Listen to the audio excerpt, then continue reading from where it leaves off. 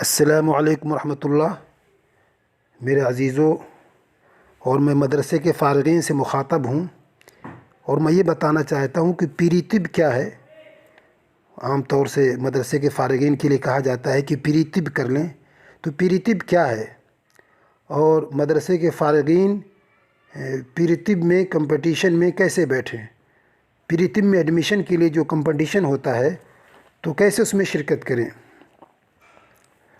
سب سے پہلے پیری طب کے بعد چونکہ بی یو ایم ایس ہوتا ہے تو بی یو ایم ایس کے بارے میں جان لیں کہ بی یو ایم ایس کیا ہے۔ بی یو ایم ایس کا فل فارم ہے بیچلر آف یونانی میڈیسین اینڈ سرجری۔ بی سے بیچلر، یو سے یونانی، ایم سے میڈیسین اور ایس سے سرجری، بیچلر آف یونانی میڈیسین اینڈ سرجری۔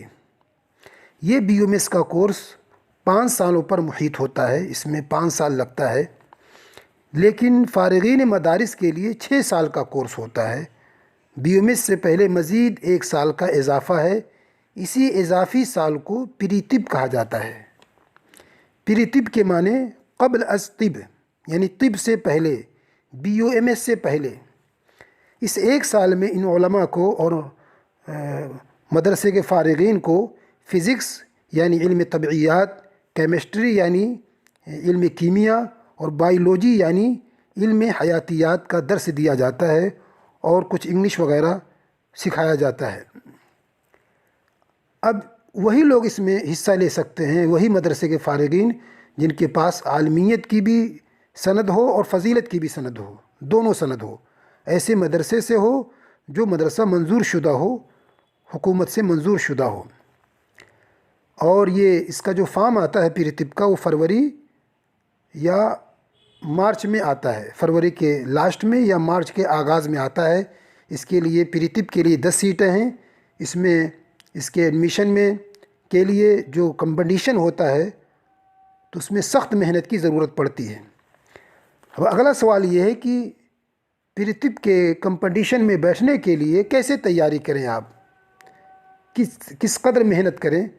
تو اس کے لیے ضروری ہے کہ عربی کی بنیادی باتوں سے واقفیت ضروری ہے، یعنی مرکب توصیفی موصوف صفت، مرکب اضافی یعنی مضاف مضاف الیہ، اور فعل فاعل مفعول کی شناخت اور مبتدا خبر کی معلومات۔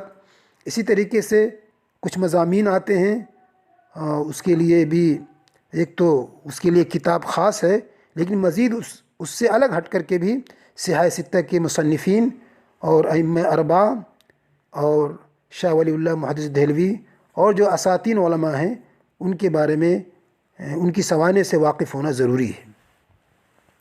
اب اگلا سوال یہ ہے کہ پیری طب کے کمپٹیشن میں بیٹھنے کے لیے کیا نصاب ہے کہ جس کو پڑھ کر کے، جس کے ذریعے سے تیاری کر کے ہم مقابلے میں بیٹھ سکتے ہیں اور پیری طب میں ایڈمیشن لے سکتے ہیں، جو 10 سیٹیں ہیں اور ان 10 سیٹوں میں ہمارا نام آ سکتا ہے۔ اس کے لیے ایک تو القراءۃ الواضحہ، اس کا تیسرا حصہ اس کے ترجمے سے اور اس کے جو سوال جواب ہیں اس سے واقف ہونا ضروری ہے۔ دوسری کتاب ہے القراءۃ الراشدہ، اس کا پہلا حصہ اس کے مضامین سے اور اس کے خلاصہ عام طور سے آتا ہے، اس سے واقف ہونا ضروری ہے۔ اور تیسری جو کتاب ہے محاسن الشعر، محاسن الشعر کی دونوں جلدیں، پہلی جلد جو کہ 35 صفحات پر مشتمل ہے اور دوسری جلد جو کہ 90 صفحات پر مشتمل ہے، تو ان دونوں کتابوں کے اشعار کے ترجمے سے واقف ہونا ضروری ہے۔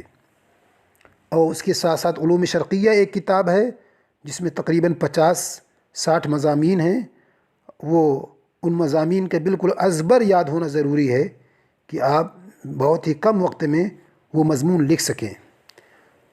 مزید ایک کتاب ہے ہماری زبان، ہماری زبان میں کچھ اشعار بھی ہیں اور کچھ ادبا کی نثری تحریریں بھی ہیں، تو ان سے واقف ہونا اور اس کتاب کا یاد ہونا بہت ضروری ہے۔ اگر اس کی تیاری کر لی تو آپ انشاءاللہ اور تو زیادہ نمبر کے ساتھ آپ کمپٹیشن میں آپ کا نام آ سکتا ہے، ان 10 لوگوں میں سے آپ ہو سکتے ہیں۔